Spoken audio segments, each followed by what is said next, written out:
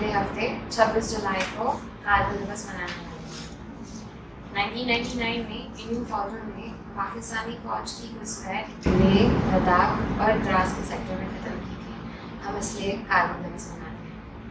आज हमारे बीच मेजर अभय तिवारी बैठे हैं, जिन्होंने उस वॉर में अपना बहुत बड़ा योगदान दिया था। आज हम उनका अनुभव जानेंगे। Welcome major. आज मेरा आपसे सबसे पहला क्वेश्चन ये है कि इस युद्ध में आपका क्या रोल था? Thanks for calling me here. पहले कि मैं आपको ये बताऊं कि मेरा कारगिल क्षेत्र की लड़ाई में क्या रोल था, कुछ तथ्य जो कि जानने जरूरी हैं। जो पूरा सेक्टर है कारगिल, द्रास, लेह लद्दाख, वो बहुत रगेड टेरेन है। हम उनको डेजर्ट बोलते हैं, माउंटेन डेजर्ट। जहाँ पे मैंने अपना योगदान दिया वो सेक्टर है द्रास। और ये जानना जरूरी है कि द्रास दुनिया का सबसे सेकंड ओल्डेस्ट प्लेस है, जहाँ पे हाइट जो है, एवरेज हाइट वो 11,000 फीट के ऊपर है। सेकंड, वहाँ का जो टेम्परेचर है सर्दियों में माइनस में रहता है और -40 डिग्री तक टच करता है। तो ये तथ्य बहुत इंपॉर्टेंट है जानने के लिए कि जो ज्योग्राफी है वो कोई भी लड़ाई को और कोई भी सैन्य शक्ति को कैसे चैलेंज देती है, वो बहुत जरूरी है। मेरा रोल उस वॉर में इम्पॉर्टेंट था। मैं एज ए बैटरी कमांडर, मेरा काम ये था कि मैं आर्टिलरी, जो तोपखाना होता है, लॉन्ग रेंज तोपखाना, मिसाइल्स, वो मैं जो पाकिस्तानी घुसपैठ, जो रादर मैं सेना बोलूँगा, जो पाकिस्तानी सेना जो अंदर आई भी थी और उन्होंने टोलोलिंग एरिया, 5140, 4750, टाइगर हिल, ये बड़े बड़े जो चोटियाँ थी उन पे कब्जा कर रखा था। और वो लेह लद्दाख का जो मेन हाईवे है उसको वो लोग न्यूट्रलाइज कर रहे थे, टारगेट कर रहे थे, हमारा मूवमेंट बंद कर रखा था।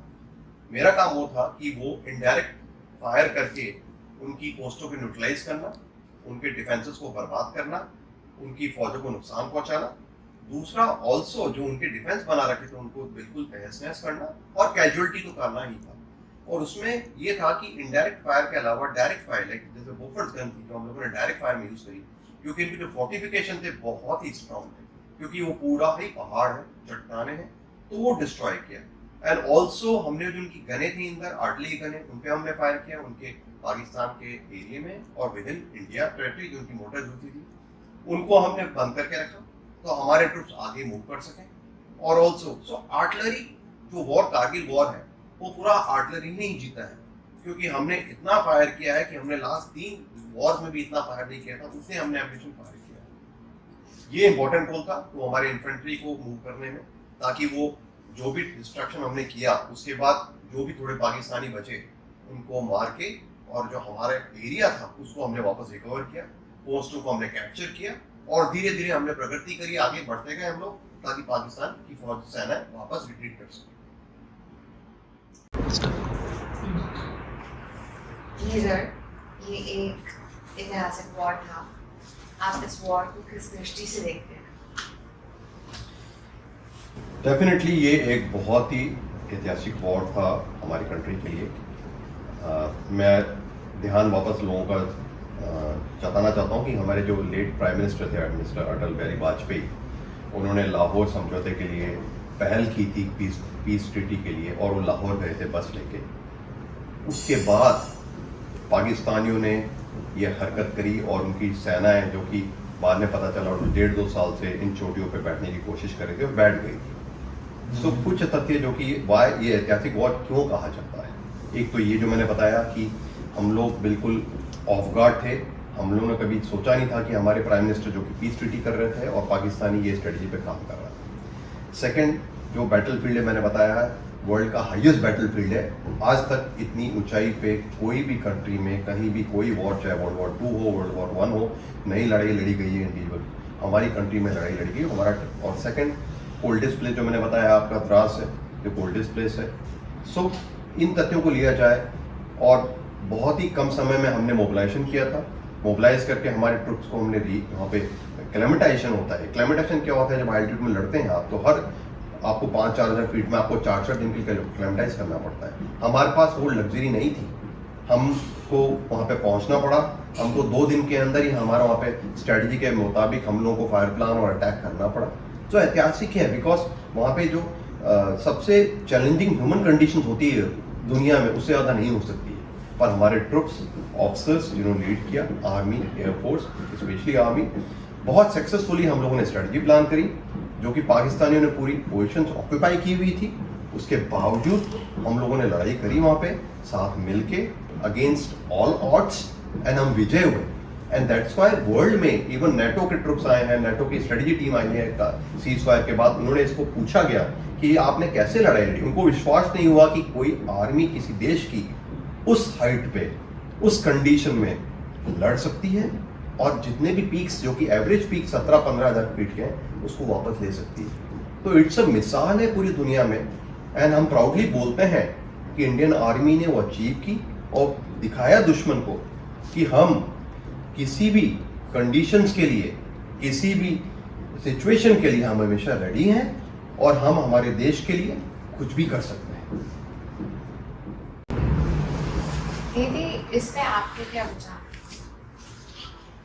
जैसे कि भाई साहब ने बताया कि एक सैनिक को देश के लिए तैयार किया जाता है, और जो वो तैयारी है उसको आगे देश के लिए लड़ने के लिए तैयार करता है, ताकि वो आने वाले युद्ध को, या जो लड़ाइयाँ होनी, या देश पर जो आक्रमण होना है, उसके लिए फुल्ली वो प्रिपेयर होता है। तो हम यहाँ ये बात कहना चाहेंगे कि एक देश के लिए सैनिक कर रहा है, ऐसे एक आम इंसान भी अपने आप को प्रिपेयर कर ले। तो अपने जीवन के अंदर कई विपदाएं हैं, जैसी प्रॉब्लम्स आती है, उसके लिए वो अपने आप को तैयार कर सकता है। इंसान क्या करता है कि देश के सैनिक अपनी रीति से लड़ाई कर रहे हैं, देश को सुरक्षित कर रहे हैं, लेकिन वो अंदर जो देश के अंदर जो हो रहा है, उसके अंदर कई चीज़ों के लिए इंसान अपने लिए जो है वो जिम्मेदार होता है। इंसान अपने मन को कमज़ोर रख रहा है, उसकी एक ऐसी मानसिकता बन गई है, देश सुरक्षित है, मैं सुरक्षित हूँ। लेकिन अगर वो अपने मन को पावरफुल बनाता है, स्ट्रॉन्ग बनाता है, तो अपनी जीवन की समस्याओं को वो सहज क्रॉस कर सकता है। उसकी एक मानसिकता आज के दौर में जो देखी जाती है, वो ये सोचता है कि भी मेरे आगे प्रॉब्लम नहीं आनी चाहिए, देश के लिए वो लड़ रहे हैं, मुझे ऐसी कोई लड़ाई में नहीं जाना है, या मेरे आगे कोई जीवन की ऐसी परिस्थिति नहीं आनी चाहिए। एक सोल्जर होता है, उसको तैयार किया जाता है कि टफ से टफ सिचुएशन आपके आगे क्या आ सकती है, और वो तैयारी उसको लड़ाई के समय भी लड़ाई का अनुभव नहीं कराती, उसको एक खेल का अनुभव कराती है। ऐसे आम इंसान भी ये प्रेरणा अगर ले लेता है कि अगर मैं डिटरमाइन होकर के अपने लाइफ में कि मेरे जीवन को एक अच्छे से अच्छा जीना है, और वो जीने के लिए मुझे अपने मन को स्ट्रांग बनाना है, और उसके लिए वो टाइम देता है।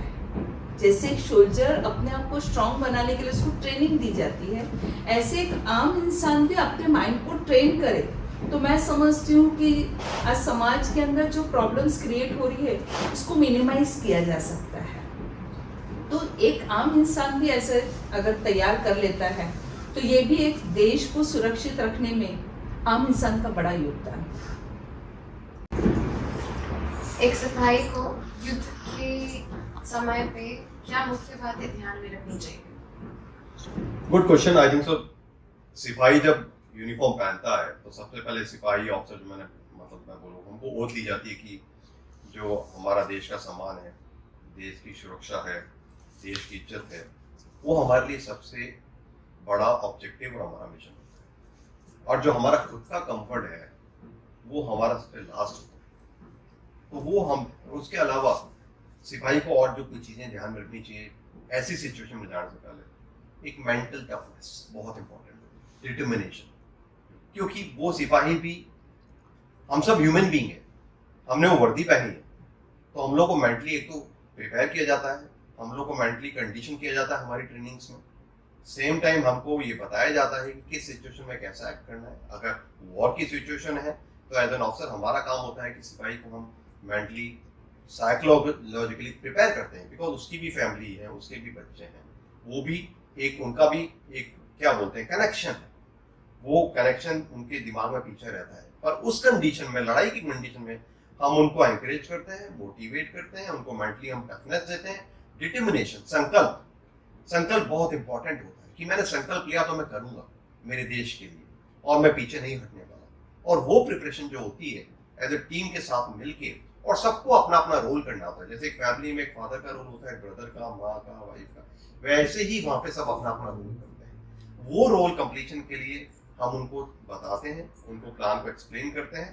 पर अगेन सबसे इंपॉर्टेंट चीज होती है दृढ़ संकल्प, डिटर्मिनेशन, मेंटल टफनेस, और दिमाग में अपनी ओत याद रखना कि मैं मेरा देश, उसकी इज्जत, उसका सम्मान, उसकी सुरक्षा मेरे लिए सबसे इंपॉर्टेंट है उस पर्टिकुलर सिचुएशन। आर्मी से रिटायर होने के बाद आपने ऐसी कौन सी मुख्य वैल्यू हैं जो आप अब तक फॉलो करते हैं? Good. Once a soldier is always a soldier. ये बहुत इंपॉर्टेंट चीज़ है। चाहे जो अभी दीदी ने बताया कि जो एक कॉमन आदमी है, अगर वो भी हमारी तरफ से सोचे तो देश के लिए बहुत बड़ी सेवा होती है। हम लोग हमारे प्रिंसिपल में कॉम्प्रोमाइज़ नहीं करते हैं, हमारे प्रिंसिपल सेम रहते हैं, क्योंकि हम वर्दी यूनिफॉर्म पहनते हैं हम लोग। हाँ, ये है कि सिविल लाइफ में जब हम आते हैं हमारे प्रिंसिपल सेम रहेंगे, हमारे जो विचार हैं वो भी सेम रहते हैं, हम हमारे वैल्यूज़ में कॉम्प्रोमाइज़ नहीं करते हैं, हमारे जो ऑब्जेक्टिव है देश के लिए वो भी सेम ही रहते हैं। बट जो फैमिली लाइफ है जो आप एक व्यतीत करते हैं रिटायरमेंट के बाद, उसमें आपको ये है कि आपको समाज के साथ मिलना पड़ता है, आपको उनका भाग्य बनना पड़ता है, उनके साथ आपको कंट्रीब्यूट करना आता है। वही है कि हमारा रोल चेंज हो जाता है। पहला रोल हमारा एक यूनिफॉर्म में होता है, दूसरा रोल हमारा एज ए रिटायर्ड पर्सन होता है। बट जो चीज़ सबसे इंपॉर्टेंट है, जो वैल्यू, प्रिंसिपल एंड आपका सोच विचार, एंड जो आपका हमेशा एक आप लोगों को हमको जो बताया जाता है कि आप कैसे योगदान देंगे हम अपने देश की बढ़ोतरी के लिए, देश की उन्नति के लिए, समाज के लिए, कम्युनिटी के लिए, वो हमारे दिमाग में हमेशा रहता है। एंड दैट्स व्हाई मैंने आपको बोला, a soldier will always remain a soldier. इसी संदर्भ में मैं आपके विचार जानना चाहती हूँ। जैसे आपने प्रश्न पूछा था कि रिटायरमेंट के बाद आपने किस वैल्यूज को अपनी लाइफ में लाया, तो वैल्यू एक ऐसी चीज है जो जीवन का एक अंग है, और जिंदगी के अंदर अगर कोई इंसान आगे बढ़ता है तो कोई एक वैल्यू को लेकर के बढ़ता है।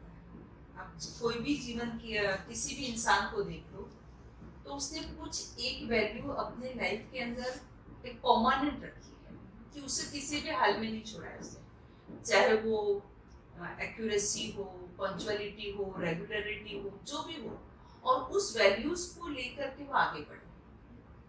हमारे आर्मी फोर्स जो भी है, हमारे मिलिट्री फोर्स है, एयरफोर्स के जो है, ये जो भी हमारे देश की रक्षा के लिए जिन्होंने भी अपना योगदान दिया है और जो भी हमारे सोल्जर्स काम कर रहे हैं, तो हमारे देश में ये एक विशेष है कि उनके अंदर वैल्यूज मुख्य रूप से डाली गई है, और वो वैल्यूज जैसे बचपन में एक बच्चे को डाल दी जाती है वो कायम हो जाती है। फिर वो बच्चा सोचता नहीं है मेरे अंदर वैल्यू है या नहीं है, उसको सोचना नहीं पड़ता है। तो ऐसे ये जो वैल्यूज डाल दी जाती है परमानेंट हो जाती है। तो अगर बचपन से ही बच्चों के अंदर वो वैल्यूज को डाल दिया जाए, और तो उसको ये सोचना नहीं पड़ेगा। आज समाज में सोचना पड़ता है कि बच्चों को ये वैल्यू सिखानी है, ये चीज बतानी है, ये करना है। लेकिन जैसे हमारे पुराने कल्चर में देखेंगे, दादा दादी, नाना नानी कुछ कहानियां सुनाते थे, कुछ छोटी छोटी बातें बताते, बच्चे ऐसा करना चाहिए, ऐसे नहीं करना चाहिए, जैसे कान में फूंक करके वो बात कह दी जाती थी और बच्चा बहुत प्यार से उसको करने लग जाता था। और बड़ा होने के बाद वो उसका एक नेचर बन गया। तो वो नेचर बन जाए, वो सोचना नहीं पड़े कि इंसान की लाइफ अलग है और ये वैल्यू अलग है। तो ये चीज अगर बचपन से डाल दी जाती है, और ये चीज अगर बच्चा, हर इंसान ये सोचे और उसको लाने लग जाए, लाना कोई बड़ी बात नहीं है। इंसान अगर अपने साथ बैठे, खुद की लाइफ के बारे में सोचे और उसको एनालाइज करते हुए किस वैल्यूज को लाना है उसको रियलाइज करे। आज वो रियलाइज नहीं करता मुझे क्या चाहिए, किससे काम निकलेगा, किस चीज से मेरा काम निकल जाएगा, फिर पूरा वो छोड़ देते। कोई ऐसी घटना है जो वॉर के टाइम पे हुई थी, जो आप हमारे साथ शेयर कर सकते हैं? घटनाएं तो बहुत हुई थी क्योंकि वो एक ऐतिहासिक वॉर था। पर ये बोल सकता हूँ जब एक घटना जो मैं बताता हूँ आपको, जो बहुत इम्पोर्टेंट है मेरे लिए और मेरी टीम के लिए। जब मैं द्रास पहुंचा वहाँ पे, और मुझे याद है कि द्रास में हम पाकिस्तानी सेना बहुत आर्टिलरी फायर कर रही थी, बम्बार्डमेंट चल रहा था, हर जगह शेलिंग हो रही थी पूरी। और मैं डायरेक्ट ब्रीफिंग के लिए गया, मेरे को बुलाया गया ब्रीफिंग के लिए, और मेरे को पहुंचे हुए एक दिन हुआ था द्रास में, मैं क्लाइमेटाइज भी नहीं करा। और मेरे को बोला गया कि नेक्स्ट डे हमको अटैक के लिए निकलना है, स्ट्रेटजी बनाई गई। और अटैक में क्लियरली जब मेरे कमांडर से मैं ब्रीफिंग ले रहा था और मैं ब्रीफिंग कर रहा था कि अटैक कैसे होगा मेरे इन्फेंट्री सीओ के साथ, ये बोला गया कि हमारा फ्रंटल अटैक होगा और हमको जो आरटी सपोर्ट चाहिए वो है, बट फ्रंटल अटैक में करीब 72% कैजुअलिटीज़ होगी, जो हमारा एक मानना था। बिकॉज चढ़ाई इतनी 70% स्टीप थी, दूसरा पूरी तरफ ट्रुप्स थे, हमको ये भी नहीं पता था ट्रुप्स कहाँ पे हैं, पर लोकेशंस पता थी। सो उस दिन में, उस पर्टिकुलर सिचुएशन में वापस जाके मैंने अपने ट्रुप से बात करी, और मेरे जो कंप्लीट टीम थी, मेरे जो जूनियर ऑफिसर्स थे, जो JCOs थे, NCOs थे, उनको मैंने पूरा ऑपरेशन सबसे पहले एक्सप्लेन किया। बहुत इंपॉर्टेंट होता है वो, क्योंकि उनको समझाया कि किस ऑपरेशन में जा रहे हैं, हमारी ऑब्जेक्टिव क्या है, क्या हमारी स्ट्रेटजी होगी, हम कैसे फायर सपोर्ट करेंगे, इन्फेंट्री कैसे उसमें पार्टिसिपेट करेगी, वो रोल था। सेकेंड, उनको मोटिवेट करना, और मैंने उनसे कुछ छुपाया नहीं, उनको मैंने बहुत क्लियर बताया था कि मेरा एज ए लीडर, इट्स मेरा काम है कि मैं आप सबको सेफ लेकर आऊँ, वो मेरी जवाबदारी है। पर उससे पहले मैंने उनको बताया कि ये अटैक है, इस पे जाएगा। पर वो मेरे को सिचुएशन इसलिए याद है कि मैंने उन सबको मेंटली मोटिवेट किया, साइकोलॉजिकली रेडी किया, उनको मैंने एक्सप्लेन किया कि कोई भी चीज़ इम्पॉसिबल नहीं है। मैंने इम्पॉसिबल को ब्रेक करके बोला कि आई एम पॉसिबल, और मैंने उनको समझाया कि हम इस अटैक में विजयी होंगे बिना कैजुअलिटी के। एंड मैंने ये भी पूछा कि कोई सोल्जर अगर हाथ खड़ा करना चाहता तो खड़ा करे, वो ऑपरेशन का पार्ट नहीं होना चाहता। मेरे ब्रीफिंग से पहले सोल्जर, क्योंकि फियर होता है, फियर ऑफ अननोन बोलते हैं, फियर फैक्टर होता है, सब में होता है, ह्यूमन बीइंग वो था, सब में था। और क्योंकि उस समय पहले कुछ दिन थे, इतनी शेलिंग हुई थी, हमारी कैजुअलिटीज हुई थी, फेलो सोल्जर्स शहीद हो गए थे, तो एक मेंटल होती है टफनेस, एक मेंटल इम्पैक्ट आया था। एंड उस समय हम प्रिपरेशन भी हो रही थी हमारी।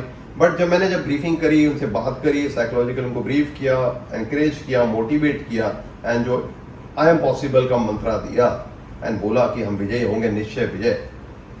उसके बाद जब मैंने पूछा, वो पूरे सोल्जर्स, जो पूरी ट्रुप थी, वो इतनी ज़्यादा मोटिवेटेड थी कि हम पूरी रात हम लोग सोए नहीं हैं। हम लोग को 3 बजे निकलना था, 2 बजे हम निकले, और वो ऑपरेशन 7 दिन चला, और हमने एक भी सोल्जर काम आया, जबकि वो टफेस्ट टेरेन में ऑपरेशन था, इम्पॉसिबल ऑपरेशन था। पर वो डेमोन्स्ट्रेट करता है डेडिकेशन, डिवोशन, संकल्प, determination, trust in yourself, team work, transparency. ये चीज़ें बहुत काम आती हैं। एंड ये चीज़ें एक कॉमन आदमी की ज़िंदगी में भी बहुत सारे फैक्टर आते हैं, जो देश के नागरिक होते हैं, देश के लिए कंट्रीब्यूट करने के लिए। पर ये कुछ वन ऑफ द इंसिडेंट है जो मुझे याद है। उसके बाद बहुत इंसिडेंट हुए हैं, पर यही इंसिडेंट मेन है कि कैसे हमने हमारे ट्रिप को मोटिवेट किया टू अचीव दैट ऑब्जेक्टिव।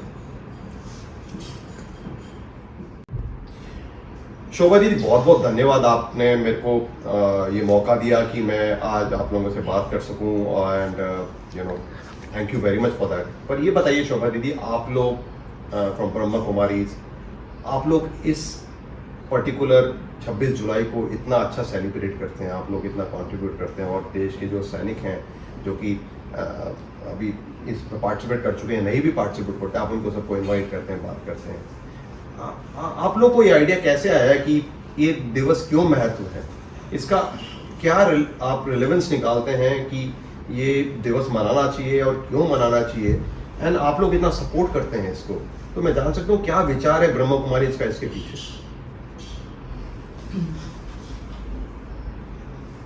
ये दिन जो मनाने का उद्देश्य ये है कि लोगों के बीच में अवेयरनेस है, क्योंकि जो कुछ घटनाएं घटती है तो कुछ समय तो लोग इस चीज़ को याद रखते हैं, और समय बीतता है वो सारी चीज़ें धीरे धीरे भूलने लगती है। लेकिन वो भूल जाने वाली चीज़ें नहीं हैं, उन चीज़ों से आज हर इंसान कुछ सीखे, प्रेरणा ले, तो ये सारी बातों को फिर से इमर्ज किया जाए, लोगों को याद दिलाई जाए, उन कहानियों को लोग सुने, उस इंसिडेंट्स को समझे और प्रेरणा ले।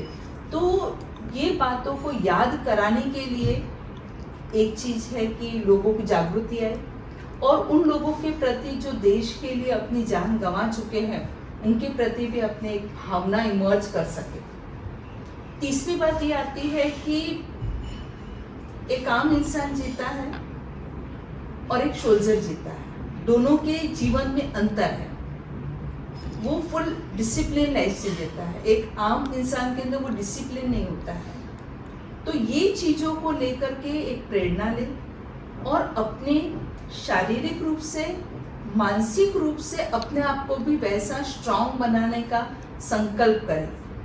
तो वो एक लक्ष्य होता है, क्योंकि एक सोल्जर की लाइफ में उसको फिजिकली, मेंटली और जहाँ वो रहता है, जहाँ वो लड़ाई के लिए जाता है, कोई भी फेवरेबल उसके लिए वातावरण नहीं होता है, ना कोई चीज़ें उसके लिए नहीं होती, और फिर भी वो देश के लिए लड़ रहा होता है। वो जुनून होता है उसका, वो मन की रीति से वो तैयारी होती है, वो सब कुछ कर देता है। और देखा कारगिल में कि कैसे उन्होंने विपरीत वातावरण में भी विजयी बन करके दिखाए।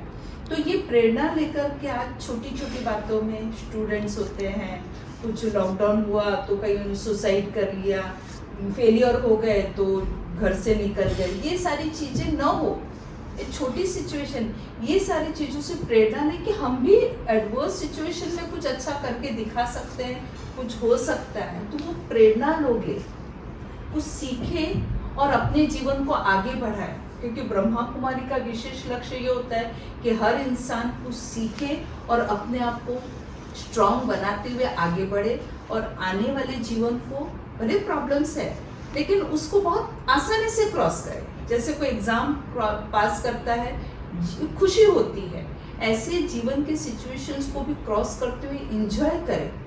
तो ये लक्ष्य लेकर के जीवन जीना सीखे इंसान, खुशी से जिए, ये लक्ष्य को रख करके हम चाहते हैं कि ये सारी प्रेरणाओं को लोग ले, सीखे और अपने जीवन में आगे बढ़े।